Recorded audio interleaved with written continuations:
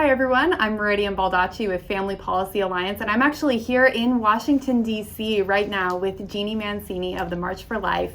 Really excited to be here. Many of you are probably familiar with the March for Life, maybe some of you have attended before, but I want you to be able to hear from Jeanne directly right now. So Jeanne, I'd love for you to just tell our folks a little bit more about the March for Life. Of course, in 1973, the Supreme Court's made the terrible decisions, Roe versus Wade, in the same day, Doe versus Bolton, that legalized abortion in all of the states in the United States. And so the March for Life began a year later. If we go way back and consider 1973 to now, we've lost over 62 million Americans to abortion, and as many as 1 in 4 women have made this choice, and they're really tormented over that.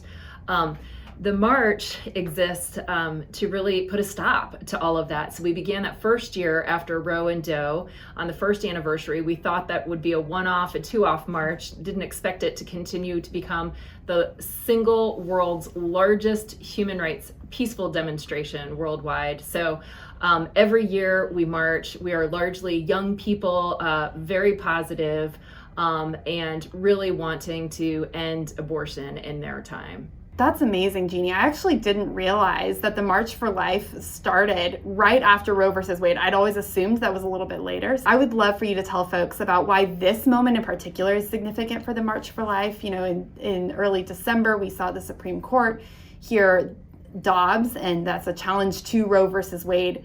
So that's pretty significant. And what does that mean for the next March for Life? Right. So it's fascinating in terms of culturally where we are right now. So as we're about to hear the Supreme Court oral arguments on Dobbs v. Jackson Women's Health, and really for the first time in my career and possibly in my lifetime, I think that we have a possibility of overturning Roe, of correcting Roe and Doe and Planned Parenthood v. Casey.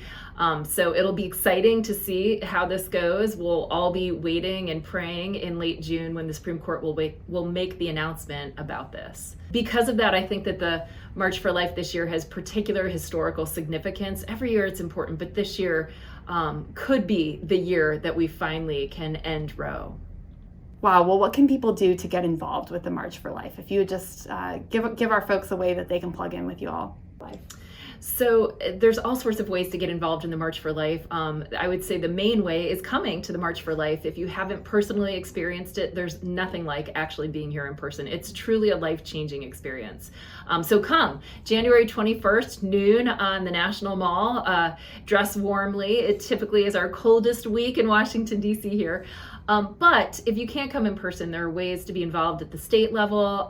There's ways that you can be involved by telling your story on social media, and we can get that out there to our followers. And of course, there are ways to financially support the March for Life, which we'd be enormously grateful for as well. So check us out at marchforlife.org. You can follow us on Twitter, Facebook, Instagram, any of the social media platforms.